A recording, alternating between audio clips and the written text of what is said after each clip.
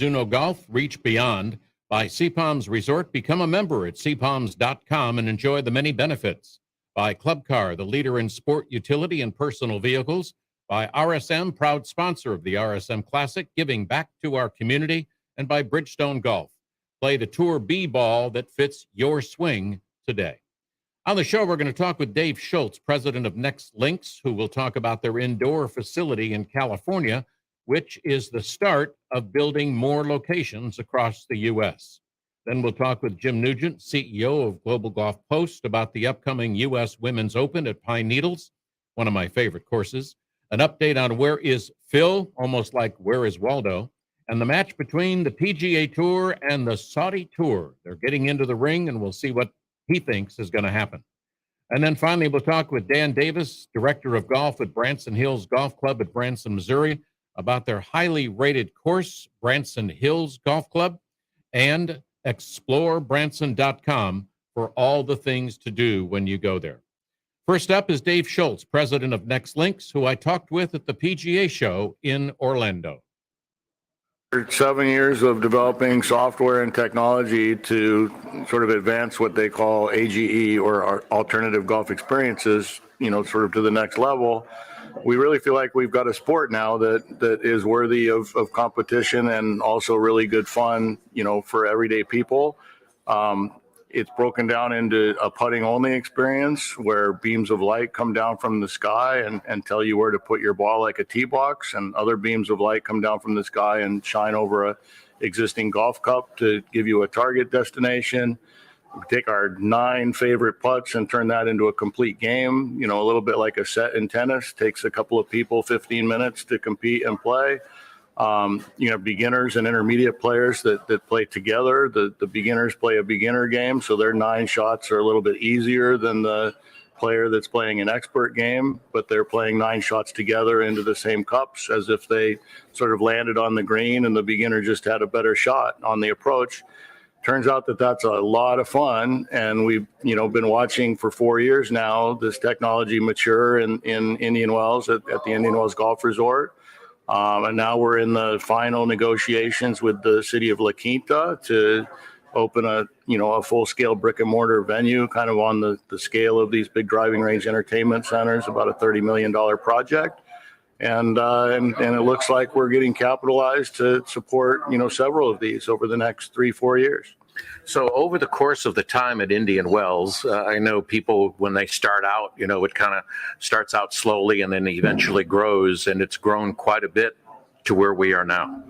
Yeah, so when Indian Wells made this first, bet on our technology back in 2018, they had some existing putting greens out in front of a beautiful clubhouse. They wanted to make more revenues at night at their existing club. They came into our lab where we were building a complete game of golf where you hit your full swings into a simulator screen and then transition to a putting green, and that's what these beams of light are for.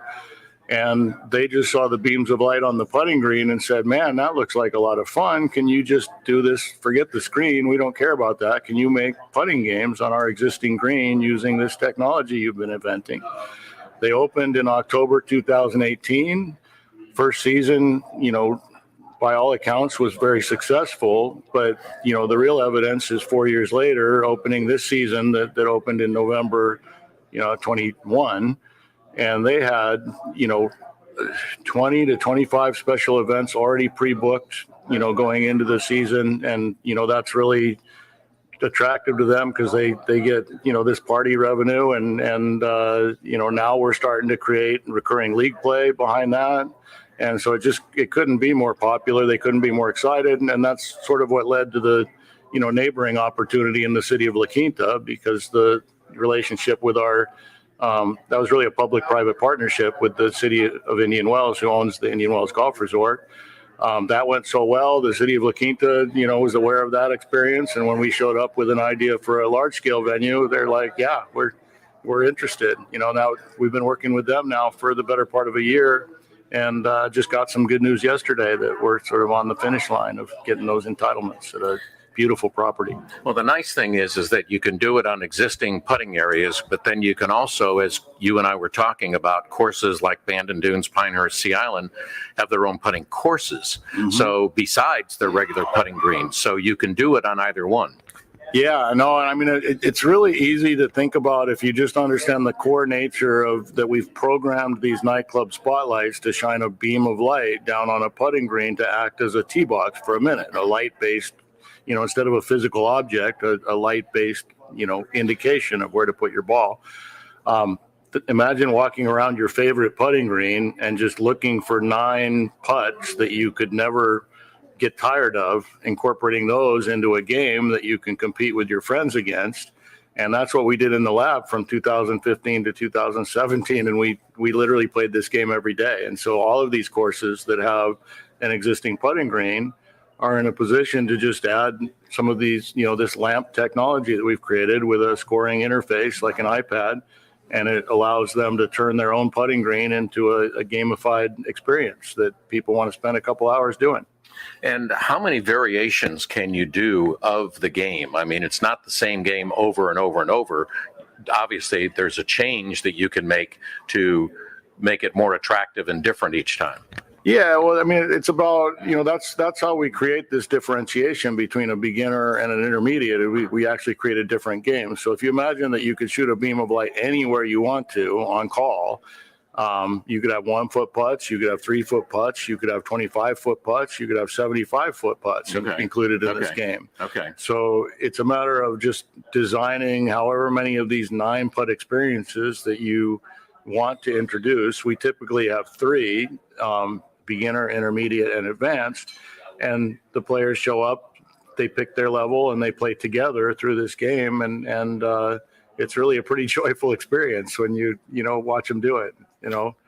And the exciting thing, you just were telling me that you met with a bowling group, and it's a possibility that now you can maybe take up 2 or 4 bowling lanes and make them into this putting game. So because of the advancement of these, what they call off-course golf experiences, there's a real hunger in the market outside of golf to embrace golf-like activities now. I know it's strange for traditional golfers to realize that, but when we're sitting down here yesterday at the PGA show, you and I were talking that this year's a little lighter, but it allows much more high-quality conversations. Sure. We're having this high-quality conversation with one of our vendors, and they're asking about layout, and it was a lot like a bowling alley, right? The lanes become a putting green, and through that conversation, he's like, "Well, I know the principles of Bolero, 100 bowling alleys across the United States. I can get you a meeting with them." Wow. And I think the time is right. I think the market opportunities are right.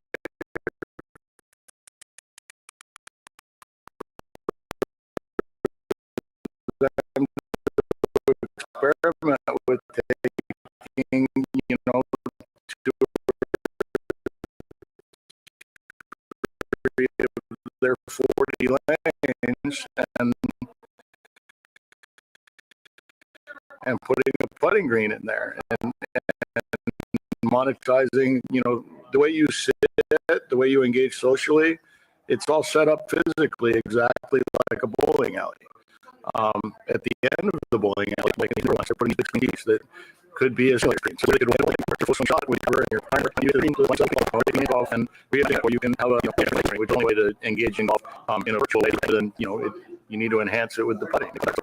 That's what our technology was designed to do. On the game that connects these two things, and the first problem that really needed to be solved was how do you activate putting, and that's what the city of Indian Wells discovered in us and decided to make a bet, and now we've got 4 years of a mature product that everybody loves. And it's working. That's the main thing. Well, give us the website. www.nextlinks.com, nextlinks.com. That is Dave Schultz, president of Next Links. You should be hearing more about them coming up in the near future.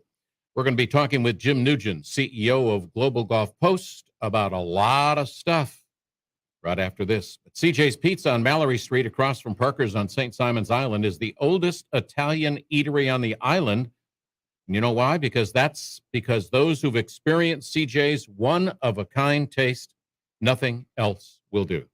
Their thin crust is great. Their signature deep dish crust is made daily by hand.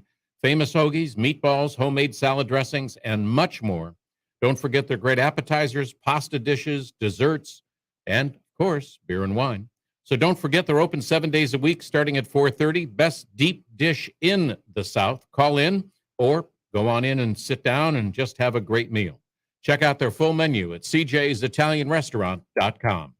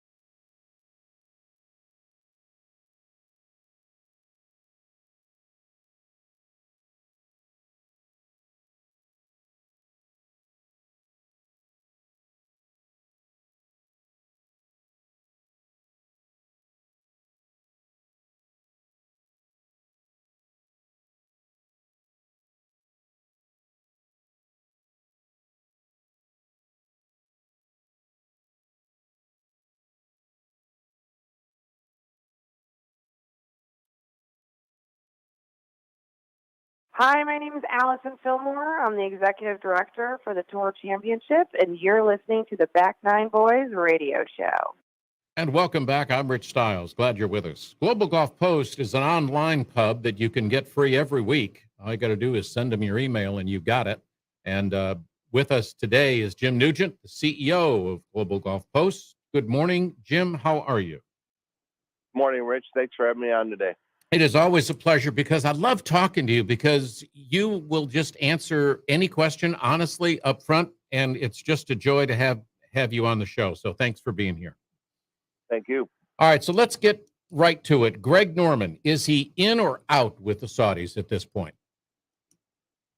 At this moment in time, he's in, but I don't think it's a long-term solution for what the Saudis are trying to do here. I think that they have tired of him and the missteps that he's made, but they don't have anyone to take his position at this time.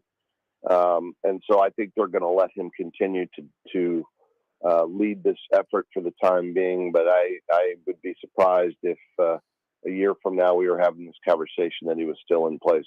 Do you think Phil would be a candidate to fill that position? No, I don't at all. I think Phil is kryptonite right now. Yeah. So with Norman goes, who would they put in there that would have any kind of influence? Obviously, everybody thought Norman would be the guy, but who else could fill that spot? Well, I think there's two spots. I think there's an operational spot that had been filled by a guy by the name of Sean Bratches, a very seasoned sports executive who Norman and the Saudis recruited, but he left last week.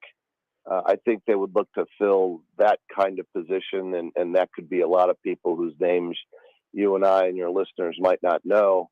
And then I think they would look for someone like Norman, but less bombastic, less controversial. It could be, I don't know who it could be. Yeah, right. It could be a former golf executive. Right. It could be, George O'Grady, who once ran the European Tour, or Ken Schofield, or someone like Right. that. But change is coming to Norman's position if the Saudis are serious about making this a long-term viable venture. And what does the tournament that's coming up in June for the LIV look like at this point? Well, they were supposed to have released the first field of 48 players this week, and it didn't happen. It was supposed to be Thursday, and then it was going to be yesterday, and it just didn't happen, which caused a lot of speculation that at the last moment they didn't get all 48, that somebody may have backed out, or some buddies may have backed out. Yeah. All of a sudden, instead of 48, they had 44 or 45. And so the list was not released. And therefore, we still really don't know who's going to play and who's not going to play. All right. This has been a question that's been going around the golf courses and bars and, buses, everything. But can PGA Tour players who are independent contractors sue the PGA Tour for blocking their ability to earn a living if they choose to play on the Saudi Tour based on the current conditions? Well, certainly they're free to make a claim against the PGA Tour, and I think that that's probably likely to occur. But you have to and I'm going to sound like I know what I'm talking about. You always do, Jim. But I've been well schooled by an antitrust attorney. Okay. Because Okay. I had to dig into this. When you use the phrase independent contractor, you have to be sure to understand that there's two words there, not one. Independent is one of the words, but contractor is also one of the words. Okay. And so you or I, as independent contractors, could come and go as we please. But if we sign an agreement willingly, consciously, that says that we're going to abide by certain rules and regulations, Right. We're expected to abide by those rules and regulations. And that's what these golfers, PGA Tour players, have done. They are independent contractors, but they've signed an agreement with the PGA Tour they've accepted the rules of the PGA Tour, and therefore, although they are independent contractors, they have signed a contract. Right. And I, again, not wanting to sound like I went to law school, because I didn't. I think the PGA Tour's case is a very strong case. Yeah, I do too. I mean, obviously, if they're independent contractors, they've signed something. We don't know all the details of what that details, but obviously the tour does, and that's why probably they've taken such a strong stand. All right. Have you heard anything, any sightings of Phil? Other than apparently he's grown a playoff beard. I don't know if it's an NBA playoff beard or a hockey playoff. No, there's been no sightings. Nobody's exactly sure where he is or what he's doing. He has effectively become a fugitive, I guess. Yeah. Yeah. Do you see him playing anywhere this year at all? I don't see him playing on the PGA Tour this year. I wouldn't be completely surprised if he showed up in London for Norman's first LIV event. All right. What do you think Phil's next step is? All right. Let's say he does show up in London for that LIV event. What's his next step with the tour, or is there one? Jay Monahan made it very clear in his press conference at Players that before Phil is to return, if Phil wants to return to the PGA Tour, that he's going to have to sit down and have a hard conversation with Jay Monahan. I had a colleague in the industry this week describe the Mickelson situation like this. He is at a crossroads where he needs to decide he wants to become Arnold Palmer or Benedict Arnold. And I really think that kind of hits to the crux of the situation. Does he want to continue to play and be a champion of the PGA Tour, or does he want to leave the tour and go build a competitive entity? And I think it's a defining moment for his reputation forever, the decision that he has to make at this moment in time. Yeah, I think that's a great explanation. Well, a lot of people are talking about Tiger, about how he's made the cut in the first two events that he's been in, but that he hobbled and struggled on the weekend. Do you really think that Tiger is going to play the Open at St. Andrews? Yes, I do. He's already committed, and he's also committed to play in a very important Pro-Am put on in Ireland for 2 days prior to it. St. Andrews is a flat piece of land. There's no issues with him walking there. He's won there. He knows the golf course. I do expect him to play there. I think, though, that we're going to see more of the same, which is him struggling to make the cut. And if that's what we're going to get, and if that's all he's got to give, I think that he's going to have a very serious discussion with himself at that point in time. Am I done or am I not? And I think he's very, very close to being done. There's, he's a prideful athlete, and I don't think he wants to become what people have described as Willie Mays. I don't think he wants us to watch him fight to make cuts. He never did that in his life. I don't think he wants to start to do that now. No, it's almost painful. I think it's great for what he's been through, what he's come back from, that he's able to make a cut on the PGA Tour, not only in the Masters, but the PGA Championship. But on the weekend, honestly, it's just, I ache for him when I see him struggle to get around the golf course. Rich, it was great at the Masters. It was a lot less great at Southern Hills. Yeah. And that's going to be less great at St. Andrews. And I think he knows that. And if his body's just not going to cooperate, there's nothing left for him to accomplish. I think that very quietly, there's not going to be a retirement announcement. There's not going to be a going away party. I think very quietly, he's just going to disappear. Yeah. And then obviously what comes into play at that point are, President's Cup's captaincy, Ryder Cup captain. I mean, those are all things that still could be ahead of him. With one exception. And I'll share this with you. I've had this thought for some time. Take a couple years off, rehabilitate your body, turn 50, get in shape, go win the U.S. Senior Open, become the first player ever to win 4 distinct USGA championships: the Junior, the Amateur, the Open, and the Senior Open. I think that's in the back of his mind. And then quit. And then retire officially. Yeah. Very good point. Talking about good points, one of my favorite courses when I lived up in North Carolina was Pine Needles. We got a big event coming up there, coming up in June, the U.S. Women's Open. A great field, and I know you had a great article in your pub about it. What are your thoughts? Well, there's so many storylines there. The return of the young Corda girl, Michelle Wee, making this her next to last event on the LPGA. Annika Sorenstam coming off her Senior Women's Open championship last year and coming back to a place where she won the U.S. Women's Open. And got the great Peggy Kirk Bell and her family that owns and operates the resort. It's going to be a spectacular week in Pinehurst at Pine Needles, and a celebration of women's golf, I think, is in store.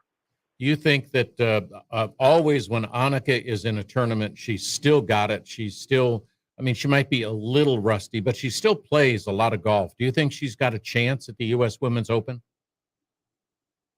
Rich, in her mind, she's not going there to finish second. Yeah, okay. She's got a tiger-like attitude. I mean, I'm not going to go and play in a tournament unless I think I really have a chance to win. And this one, I think, is a little bit over her head. She entered the Women's Senior Open with the expectation that she would win. She trained, she got in shape, she got sharp, and she did that. And this is a bonus for having won that tournament. I love Annika to death, but she's 50 years old, and these kids are 17, 18, and 19 that are out there. If she made the cut, I think that would be cause for celebration. Yeah, I do too. It's kind of like, it's not a Tiger moment, but now we're into an Annika moment where she's entering a tournament with a lot of younger players, and her making the cut, as you said, would be big news and an accomplishment for her. She doesn't want to hear that from you or me, though, I guarantee you. I'll bet not. So as were there any surprises at the PGA Championship for you? I thought it was a wonderful ending. JT was 7 strokes back going into Sunday. And unfortunately, the leaders just kind of moved back and let him kind of catch up. I think the surprise really was, Will Zalatoris. Yeah. If he could putt like JT, he might have won by 8 shots. It's really hard to watch him putt, particularly inside 2 feet. He's got what they call in baseball a double clutch action that is really, really hard to watch. But boy, what a game he's got. The ruling situation he handled brilliantly, like a professional. He turned a 6 into a 4, which saved him. But boy, that putting stroke, it causes me to have to look away. And Wake Forest grad, obviously great genes from Wake Forest, Arnold Palmer, many others, Webb Simpson. But Will he's off the tee, he's strong. Irons are strong, wedges are strong, but you're right. I think putting is his downfall. And I don't know how you fix it because, I watched him as an amateur. I watched him at the U.S. Amateur in Los Angeles a couple years ago. And back then they said that the kid had everything that you could possibly need except for a putting stroke. Huh. He's been out on tour now for several years and hasn't quite been able to figure it out. I mean, it's hard to look at his setup. He's got a long putter, which it looks like it's anchored against his arm, and then he's got the claw going on with his hand. Yep. It's a hard situation. Yeah, it doesn't look like a lot of confidence, like when a guy like Tiger or some of the other PGA pros step up, they've got a chance to make it, and it just looks awkward. He doesn't look comfortable. He doesn't look comfortable, and we've all played with people that have that issue, and you just want to look away at the last minute. Yeah, obviously that may be what he's doing. Jim, as always, thank you and happy Memorial Day. Appreciate you being with us. Thanks for having me on this morning. Cheers. Always a pleasure. Jim Nugent, CEO, Global Golf Post. Just a great publication. Get up line, send in your email, and you can get it online free. Next up is Dan Davis, the director of golf at Branson Hills Golf Club in Branson, Missouri, and part of the Explore Branson. And we'll talk a little bit more about that. But first, are you looking for new clubs? Are the ones you're using not working the way you want them? Do you want a better feel? Well, try the new Mizuno's 922, 923, and 925s to improve your game.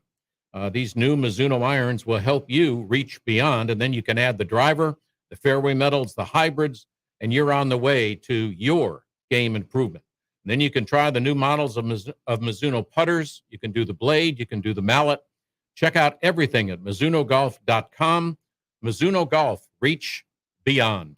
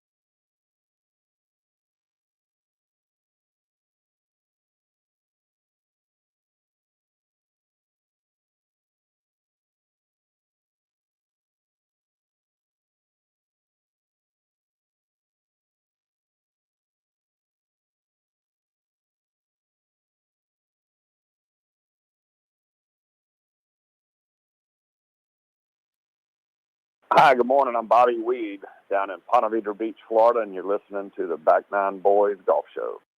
And welcome back. I'm Rich Stiles. A few weeks ago, I had a chance to go to Branson, Missouri to play golf and explore all that Branson has to offer. They have 10 million visitors a year. This morning, we're on the phone with Dan Davis, Director of Golf at Branson Hills Golf Club. Good morning, Dan. Thanks for being with us. Good morning. Thanks for having me. It's always a pleasure. So your golf course was built by a couple friends of mine, Chuck Smith and Bobby Clampett.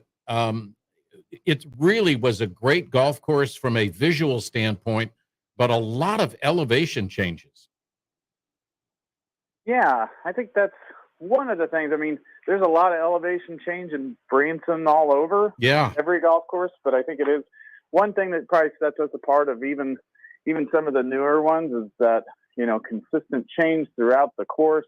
Yeah. And it kind of gives a different look and a special feel to every single hole. So it's kind of tough when they ask me what is our signature hole, because to me, it's like we've got 18 of them. Yeah, that's was one of the questions I think that one of the guys on our trip asked you, and you said, really, I can't pick one. They're really all signature holes. Yeah, I think it just, there's not a whole lot of repetition. The par threes they vary within themselves. Right. The par fives, you've got uphill, downhill, flat. There's water on so many of the holes, whether that be a creek or some of the ponds. And then, just the type of grass that they picked to put, as far as having taken advantage of our ability to grow zoysia grass in the fairways and tee boxes. And the bent grass greens are just spectacular. And our maintenance crew, as small as they are, they just do a spectacular job. Yeah, I thought the course was in great condition. We were there despite all the rain that y'all had prior to us getting there. But one of the things I also liked was you've got a lot of different tees to fit all skill levels. Right. Yeah. We actually, the course started with, I think, 5 different sets of tee boxes. And then we even added a 6th, being that combo tee, where it even accommodates somewhere in between the ladies and the senior tees. Mm-hmm. So, we try to, although in my opinion, I don't feel like the length of the golf course is what gives it its teeth. It would be more the greens complexes, the undulation. But even though it's difficult, I mean, I think Golf Advisor ranked us the 49th most difficult course in the country. Wow. Even though it is very difficult, it's it gives you that Ozark experience and a very very much of a full flavor of the Ozarks. When you get off the golf course, you've done something. Well, I know a lot of people would love to play courses that have been ranked 49th most difficult, but normal amateur golfers, when you say that to me, what I think is I've got to move up one tee. Yeah, and that certainly helps. It does help. So, it some of the landing areas might even get a little more narrow, but yeah, for a longer player, but it would certainly help you maybe hit a 3-wood off the tee or an iron on one of the short par 4s. So it would definitely be an advantage to not push yourself on this golf course, especially the first time. Yeah, and I also and it's one of those courses that I always rate a golf course for Golf Week or just by playing it. Would I go back and play it again? And the answer is definitely yes on Branson Hills Golf Club. I would love to come back and play it again. Well, that's great, and we'd love to have you back. Well, definitely will come back, but give us your website so our listeners can go to it and find out more about Branson Hills Golf Club. Yeah, most important thing is don't forget the S in Hills. So it's just simply BransonHillsGolfClub.com, and you can wander through the tabs. I think we've got pretty much everything in there. We do have a fantastic restaurant and bar grill area. It gives a chance to have a kind of that country club feel, even though we're fully open to the public. We've got some beautiful views up here off the back veranda, and the bar area is just so nice. So we just want everybody to come and experience it and have a great time. We try to feel like we're pretty laid back here, and even though it's a very fancy facility, we're pretty down to earth people. Yeah, you are. We just want people to get here and have a great time. And Dan, you've been there for quite a while. How much has golf and Branson, as far as having 10 million visitors now a year in 2021, how has it changed? How has it grown? Are you surprised by the growth? It's been a little bit gradual, and with the exception of COVID had a huge impact on everybody across the country, and actually in a positive way for golf. But we've been building towards this for quite some time. Going back to when I first got here, we had started a golf council, and we all worked together and to get it out that Branson's got a heck of a lot of really unique and fun, challenging, and different golf courses for all different skill levels. And then, with what Johnny Morris did and Big Cedar down the road, it is kind of like the cherry on top. And not only are we known nationally now, I think we're definitely known internationally. We get groups from Japan, we get groups from England, and across both ponds. They're coming here, to the United States, and they're choosing Branson, which is, right in the middle. It's not just the coastal golf destinations anymore. We've kind of broke into that, and that's pretty exciting. It is. And I know that you have a great relationship with many of the places to stay as far as lodging is concerned, but you especially have one with the Hilton Convention Center in downtown Branson. Tell us a little bit about that as far as the opportunities to come to Branson, stay there, and play at your course or play at some of the others. Right. So, Branson's always been known as a very family-friendly place.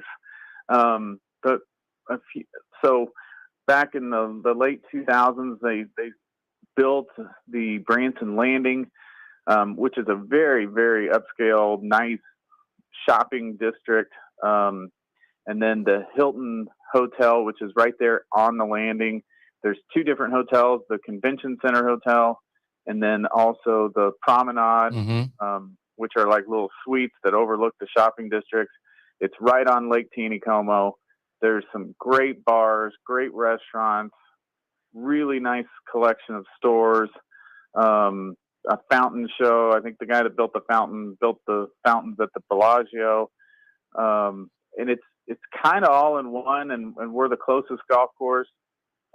It makes just a fantastic trip to either stay at the Promenade or the Convention Center, enjoy all those restaurants down there, and then swing up here just 3 miles away to play, hopefully one of the best rounds of golf of your life. So we encourage people to take advantage of all that Branson has to offer.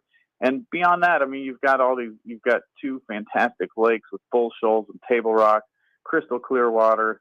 And then, like my family and I do, we hit the creeks. There's all kinds of kayaking possibilities, canoeing. It's just such a cool place. Hopefully people can get here and experience all those things. Yeah, it's definitely on the map. It's definitely a bucket list for a lot of folks, and it's a return trip for a guy like me and all the other guys that were on the trip, and I know a lot of other people that do end up going there. But also at the Hilton Convention Center, there's also the Level 2 Steakhouse, which I thought was one of the best meals that I've had. Yeah, I'm lucky because on some of these fam tours and familiarity trips, I've been lucky enough to be able to be involved in that, and it's always a treat for me to get to go in there and enjoy one of those steaks or some of those tremendous sides. It's a pretty special place, and they're gaining quite a reputation. Well, they are. And Dan, I know that we want to talk about, Big Cedar Golf has got a lot of opportunities. We've got 5 courses in that big 19th hole that's helped a lot in the area, your golf course. But there are 10 golf courses in that area which includes yours and the 5 from Big Cedar Golf.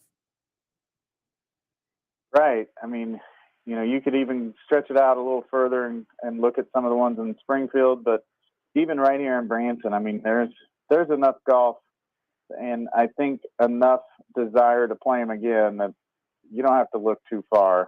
You're going to have all the golf you want, and it's going to be probably one of the best, most memorable trips if you're a golfer that you could ever plan.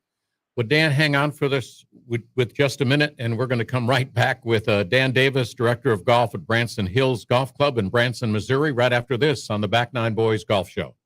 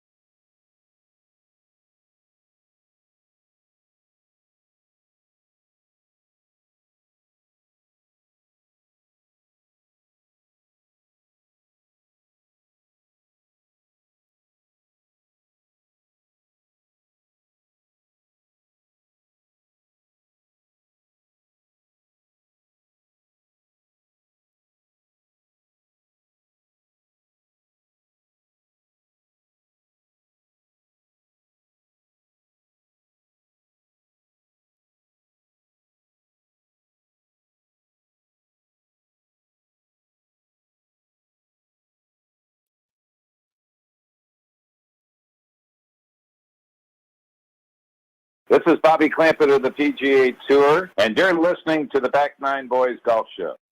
And welcome back. I'm Rich Stiles. And speaking of Bobby Clampett, he was one of the designers for the Branson Hills Golf Club. We're talking with Dan Davis, the director of golf there. Dan, talk about, you said your family and you go out and you explore all that Branson has to offer. But talk about some of the other attractions, like, as you mentioned, Branson Landing, but Silver Dollar City is also there, which is huge for the amount of people that come that. Yeah, Silver Dollar City is it's a one of a kind for sure. As far as an amusement park, they've got some of the coolest rides I've ever been on. I've been to Six Flags and some of the ones in some of the bigger cities, but some of their rides, I mean, they're so cool. They're so smooth, so unique. They've got a new one called the Time Traveler, and it's a roller coaster, but it spins the whole way. Oh boy! They're actually, their general manager is a member here, and I know him very well. And they run a top rate organization over there. They treat their employees well. Everybody there is just so happy. And then you've got the craftsman aspect of it, where you can learn, kind of how they did in the old days. You just get this feel from the moment you step foot in that property, the smells of the food, the sounds of the, some of the music that they've got playing throughout the park. And then even on Christmas in Branson is probably one thing nobody wants to miss. On a golf aspect, I've seen golf in every single month I've been here, going back to, all the way back to 2008. I've never missed one, having at least one golf day in every single month. So our weather is actually pretty darn good for being in the middle of the country. Right.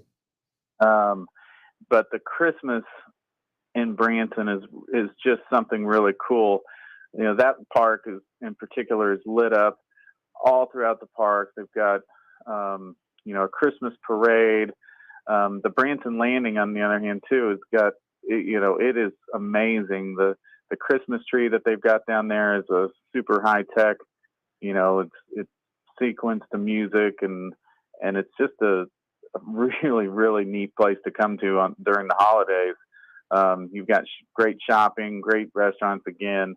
And you can play golf. Most of the time you can find a day or two that the weather's pretty good. We get 50, 60, 70 degree days in every month of the year, at some point. We get our share of bad weather too, but if you time it right, you can have a great time and a great family experience at any one of these places. Yeah, and you talk about all the attractions, the museums, the Silver Dollar City, Branson Landing. Restaurants are great, hotels are great, but also there's still a lot of entertainment with the shows. Oh yeah. We a couple that stick out that are kind of staples here in town. Soji Tabuchi is, an amazing, probably he actually just got into the World Hall of Fame for being a fiddle player. The music, the talent, that, is here in Branson is just unbelievable. My kids who go to have gone through the high school. My middle child was just a fantastic singer.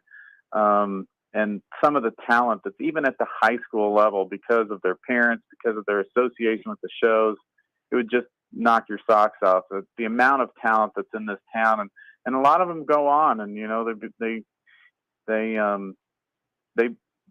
hit it big, and some of them that don't, they're just still just amazing musicians. And I know that Soji, I think at one point everybody in his band had a degree in music. Oh wow. It's not just a couple guys playing spoons and a right. It's really good music. Yeah. And some of the shows that they put together are just out of this world. Well, if you want to find out more, you can go to explorebranson.com. Obviously, we got bransonhillsgolfclub.com. We want to make sure that we mention that again. But Dan, you have Dan Davis Golf. I want to ask you a question. How do you recommend a drill to stop going inside on your swing? To stop going inside? Yes. I mean, just not going straight back, but coming inside with your swing when you're getting ready to tee off or hit the ball. So the one thing I would recommend is to have your right palm pointed towards the ground on the way back. I think that would be pretty tough to pull it too far inside on the backswing. If you keep that right palm kind of down, I think you'd find that'll help you quite a bit. All right, that's a great suggestion. I love it. And Dan, I can't thank you enough for being with us. Appreciate it. Give us your website one more time so our listeners can go to it and find out more about going to Branson, staying there, and playing your golf course and some of the others that are available there. Sure. Yeah, and just BransonHillsGolfClub.com. And don't forget the S on Hills. And, if you can't find any information there, you call us up, and I'd be glad to talk to you myself. So, and we can, we give out information all the time on how to book your stay or anything else you might need. We're here for you. Dan, thank you enough for being with us. Have a great day.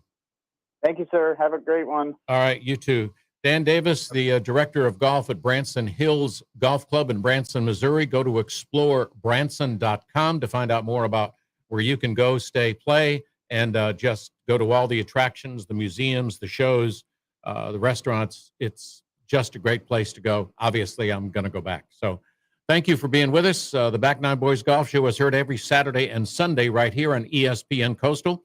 Check it out at espncoastal.com.